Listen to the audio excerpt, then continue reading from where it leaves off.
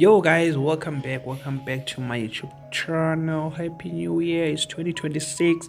We are back at it again. Big brother, Bazozwa, Liema is back, Miley is back, Dube is back, Bravo B is back. What do you think about these four ex-housemates who are back in Biggie's house? What do you think?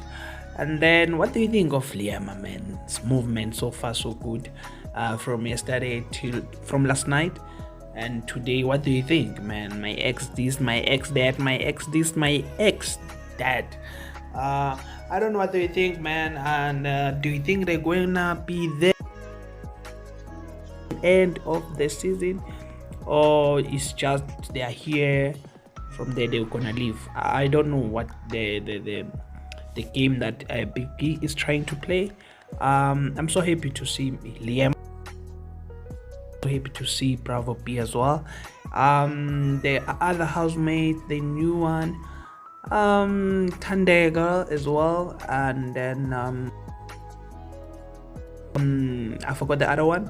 But yeah, man, it seems like it's gonna be a great season.